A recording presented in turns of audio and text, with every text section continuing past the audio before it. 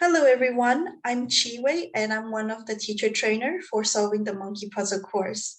Today we will be looking at the social development of our young learners and why it is important for us to know some basic knowledge of their development. Not only their social skills, but also their psychological development that is connected to perhaps the cognitive abilities and also connected to their emotions, how they develop with their emotions as well, because they are also connected. Yeah. So let's have a look.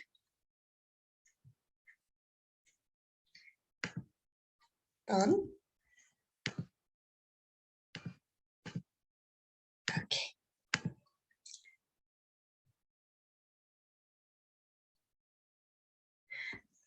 So we will look at how they develop their social skills in terms of their progress, their social development progress, and how it would affect our classroom. I will be giving you some real life cases that I have or my colleagues have, and we will be talking about them, giving you the solutions. Perhaps you also have similar situations.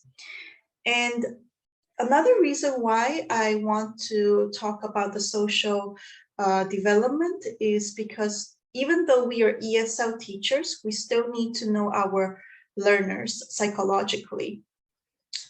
And so we can reach from this presentation a common understanding on why sometimes our management doesn't work, or sometimes our methods and approaches, they just stop working or they don't work. And it's not 100% on you or on them. It is that they are growing every day, or they've suddenly maybe changed their personality after the break, and you wonder why. Yeah. So I have this really good quote by Maria Montessori, and I really like it. It's education cannot be effective unless it helps a child to open up himself to life. So when I think about this sentence, I think about children when they go to school, they start learning new information. What us teachers need to know is that the subject we teach them, it has to help them much more than just giving them information. For example, if we are teaching them English, then this subject, within this subject, they have to learn much more than a language. Otherwise, he is not going to gain much from it, right? So if we are teaching the children English, we also need to teach them how to socialize with other people, because that would open the door to much more, way beyond English. And that really goes well with adults as well, not just for kids. But that's another topic to talk about for another time. So yeah, so once we bring more than the subject to the children, they respond to it much better than if you only, narrow yourself down to only teaching the language. And this happens a lot with teachers who don't really like teaching children, or they just don't understand why we need to develop their other areas before teaching them English. Yeah. Some language teacher go like, well, I'm an English teacher. Why should I do this and that and that and this? Why should I develop their social skills? Why should I teach them how to do pair work? Well, it's because of us young learner teachers teaching them that they are able to do it as adults. Yeah. They cannot skip this. Yeah. We still need to be one of those contributors to their social development, their psychological development. Okay. So if we start from early years and young children, So from early years when they are born to the age of perhaps 2 to 3, they learn their social skills from the parents, either by mirroring or by mimicking their actions. They learn them through parents and they listen to their parents' conversation. They also listen to how the parents react to them. So this is why children in this age, they are very fragile. They are like sponge. They soak in information really fast. So how does this apply to us in an ESL classroom? It applies to us because sometimes when we get a 3-year-old to our class, we start noticing like their behavior, something is just like not right with their behavior. It is because their family background, right? Maybe their family background is their family background is quite toxic, and this is why they bring those traits into the classroom. Or their family is just very loving, very kind, and they don't speak ill of anyone. And so they come into the classroom and they're like angels, they're like sunshines, and they have like a lot of love in their heart and they are confident. That is to do to the fact that their family background is great. And coming to our class, they also behave that way. The kids, they behave the way the family is. So if your classroom management don't work, it's probably to do with their family. It's not really completely on you. How you can deal with this is you can try to, little by little, develop his social skills. Yeah. And then introduce him the management system. Right? Mm-hmm. Okay. Or you can do both, but little by little, and don't expect great results in one day. It may take 2 lessons. It may take 4 lessons. Some kids may take 6 lessons. So this is not mathematics. It's not like you put 1 plus 1, it equals to 2. No, with some kids, their development is slower depending on maybe their physical and mental health, depending on their family background also. So if something just doesn't work in 2-3 lessons, don't be hard on them and don't be hard on yourself. It just takes longer time for some kids to improve their social skills, to develop their social skills, etc. And in our ESL classroom, so some of us, we work in freelancing, and some of us, we work in a private language company. So that means that these kids, they go to the kindergarten before coming to us. What that means is that they bring their social behaviors also from their kindergarten, and they are influenced over there at the age from 3 to 6. They are influenced over there, and they develop their social skills over there on how to work with others, how to work with a partner, how to work in a group, how to work as a collective group. So they learn these things over there. And whoever they are friends with, it will also influence their social skills, which means that they have a group of kids over there of maybe 10 to 20 from different family backgrounds. So they can grab any traits from those kids and those kids' environment also. And this is why once they get to our class, they can be a little bit confused on how to behave and what to do, what not to do. And they see other children that perhaps they don't know. Yeah, so they can be shy. If the child never attended kindergarten, which that is quite a few cases for a few students per group, then they might be very shy, especially if they are 3 to 6 year old. They might be super shy comparing to those who's been in the kindergarten already. And the traits they have might be silent, quiet, super shy, super sensitive, want to cry all the time. And it is very important for us to notice these, like why they are crying, yeah, and not get too personal with it, because I do know some teachers who get very emotional and personal when their kids just nonstop crying in the class. Um, and they push them, or they push the kids who are quiet to try to answer questions, yeah, which you really don't need to, actually. And I will tell you a case. Maybe it will help you to understand better. So when I was still in the academy to be trained as a preschool teacher, I went to a kindergarten for a practicum. And over there was this amazing kindergarten teacher. Like, she's very experienced, like she's very loving also. And that week I happened to see one girl. Her name was, I forgot her name, but maybe it's not a good idea to say her name here.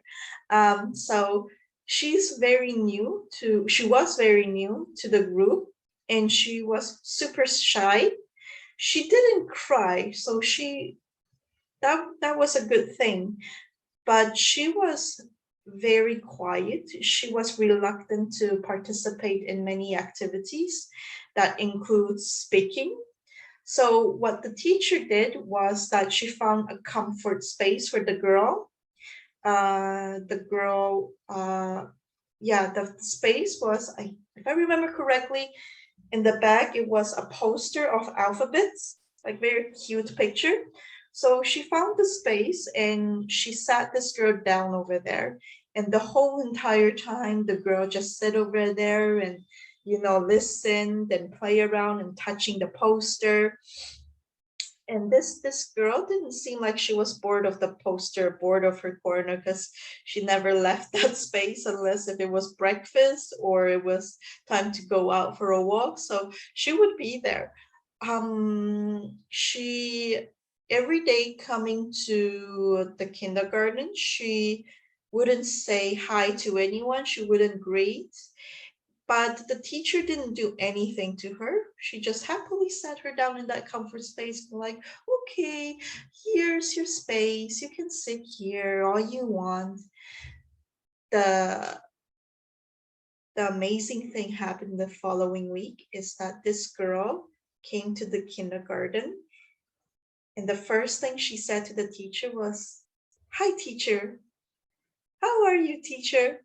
And then she went straight back to her comfort space and sat.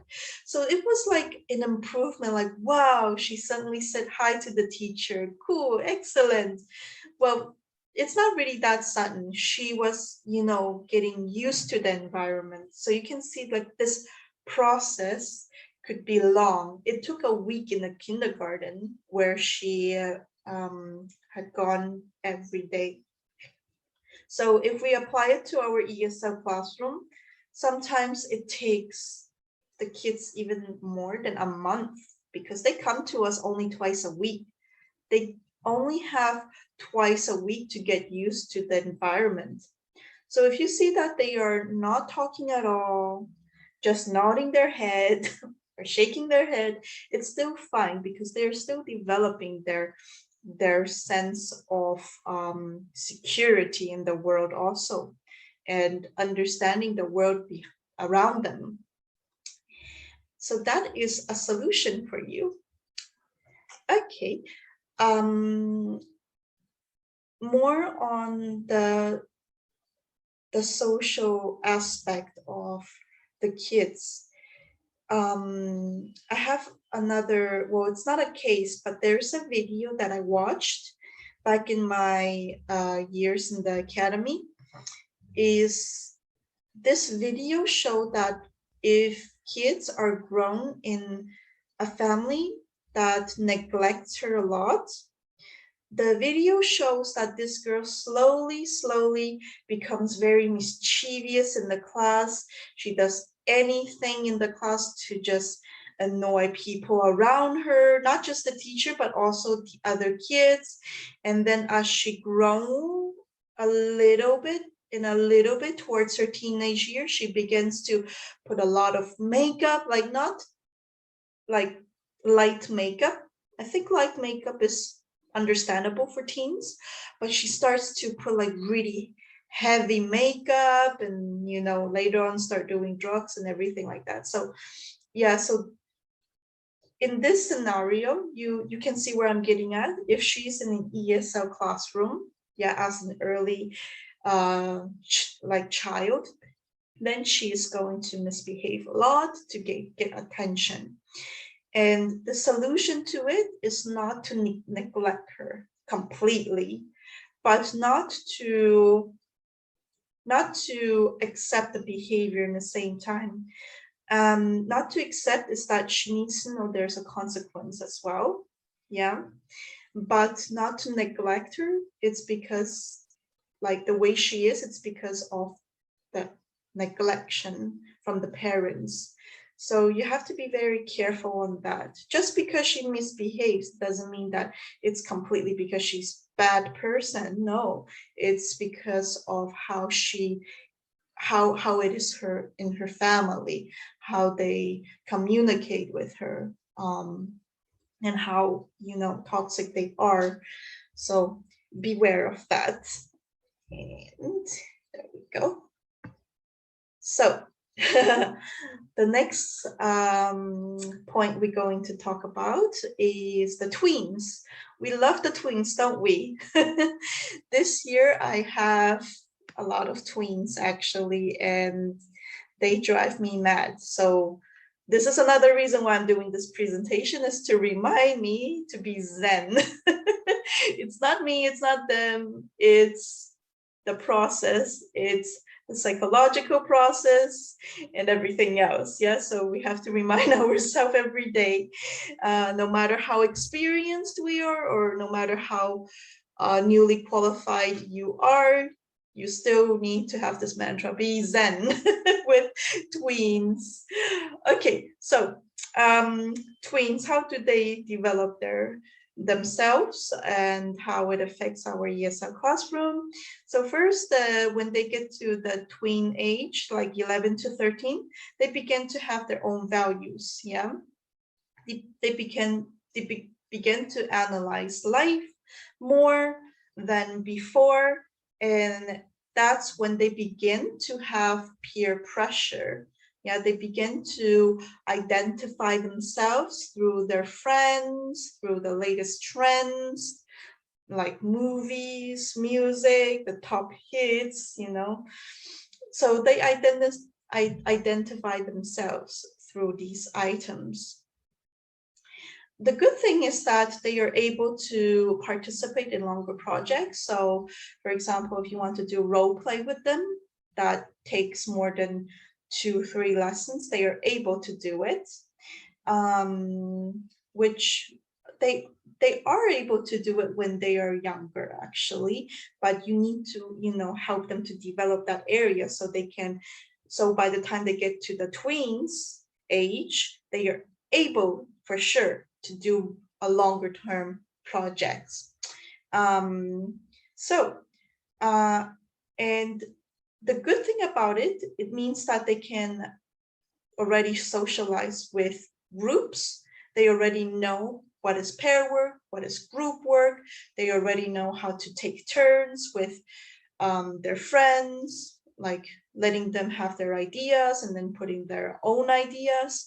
So these are the things they should already have developed and know in this age.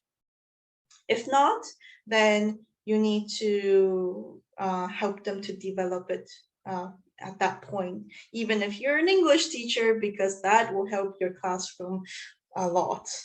And if they mess around and if your methods don't work because they don't have that skill, again, it's not the method, it's not the activity. It might be just the fact that you need to help them out with their social skills. And at this age, like when they are socializing with you, they are beginning to question your classroom rules because they are analyzing what is fair to them and what is unfair to them. So you can sometimes hear them saying like, oh, teacher, this is not fair. Sometimes it's because they're being brats, but sometimes it is because your rules are being unfair. So maybe not unfair like you did something on purpose, but maybe the consistency, right? If you're not consistent with your classroom management, they will not think about consistency because they still don't really get what is done. They're not teachers, but what they will analyze they will analyze from that point to unfairness. Yeah. So you have to make sure that you are consistent with your classroom management. And this would be the reason why your system doesn't work sometimes. Yeah. And that happens to me because sometimes I forget to be consistent. Sometimes I'm bored of being consistent. So I, get out of the system, and then they go like, teacher, this is not fair. And then I remember, oops, it's actually, yeah, I have to be more consistent. And then they also learn to accept and value other point of views.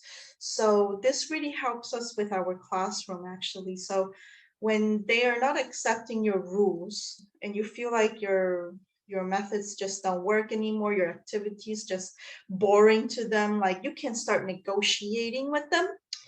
I have a case where I have this tween. She is, at the moment, she is 12. And when she was 11 back in November, it was easier actually to give her activities. But as she turned 12, she begins to start questioning my rules. She starts to question my activities. And she sometimes don't want to do something. But I tell her the reason behind why we are doing this. And every time I do it, like I take the enough patience to explain to her why we're doing something, she responds well to it. She's like, okay, I will do it. Or if she's really lazy, which happens, if she's really lazy, then I would negotiate with her, right? Because tweens and teens, they begin to learn how to negotiate. So you can develop that skills in them too, which is a useful skill to have. And in terms of teenagers, I'm going to make this short. As you know, teenagers, they start having their puberty crisis. And due to that, they will begin to have mood swings, and they can also try to harm themselves. And I'm going to tell you one point that might be useful for you in the ESL class, is that in your classroom, you will notice that romance would be a big issue in your class, as they begin to have attraction towards another person. And this would cause a lot of stress in you, as you see that some girl and boys, they would try to hug each other in the class. They don't want to separate. They don't want to work with others. So this you can notice it. And when your classroom management, when they don't work, then you know, like, oh, it's not the system. It is just them growing.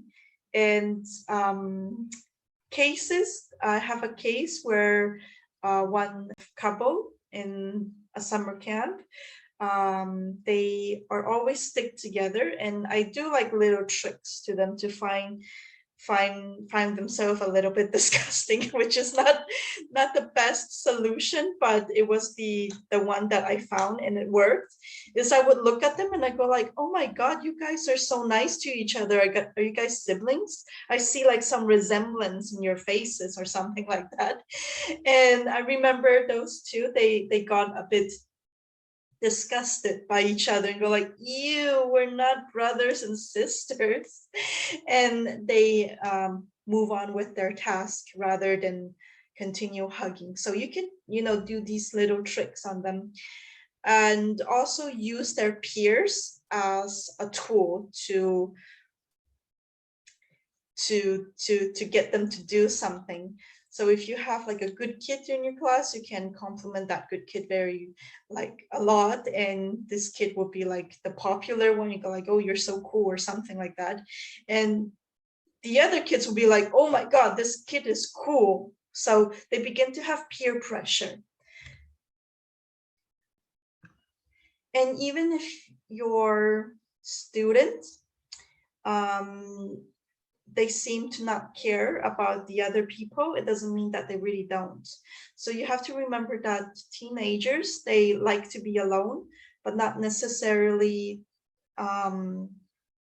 all the time. So you can just, slowly invite them to a task, like, oh, they're doing the task already. Would you like to join? And then they would join.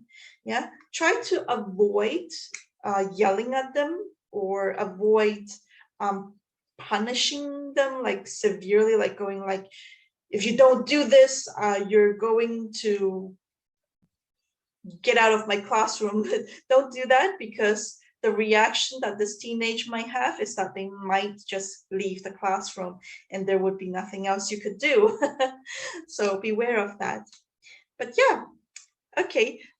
Those of you who are listening to the podcast, you probably won't see this video, but you will hear what's going on there. So I'm going to show you a short clip on one boy beginning his journey in the high school. So he just turned a teenager, and he's beginning to understand life there in a dramatic way. But that's how teenagers are, actually. So here. Hey, Matthews, we survived day one, huh? The day's young, sir. So. Yeah, I'll be the one to face up with this dude. Okay, Matthews? You know, Mr. Turner, you know that book you gave us, The Odyssey? Yeah. Did the guy in that get home alive? Yes, he did. He gets past the Cyclops, the evil sirens, and the clashing rocks. Did he go to this high school? No. He's in nothing. See you tomorrow. Yeah, you see, so they really take this to the next level in their high school, and it's same for our ESL classroom. This is another reason sometimes maybe our methods and approaches, they don't work. It is because they see this thing, you look at it as a small problem, but in their eyes, they make it very big. So the solution to that is just to break the steps down in a smaller chunk. So they are easier for them to maybe soak in, to accept, like, okay, this doesn't look so bad. And this is something that I also have to remind myself, and I think it's a useful reminder that even though teenagers look mature and older than the very young learners, it doesn't mean that their brain is completely developed like an adult. Let's move to the next slide, and that is where you can see the reference. So if you want to know more about the child's psychology, the social and emotional development of each age, I wasn't able to cover all because it is a really huge topic. So if you want to take a look at them more detailedly, you can ask me for the link to this presentation. And over there, you can click on the various ages you want to learn about. Okay, so this is the end of our presentation, and I'll see you next time. Bye.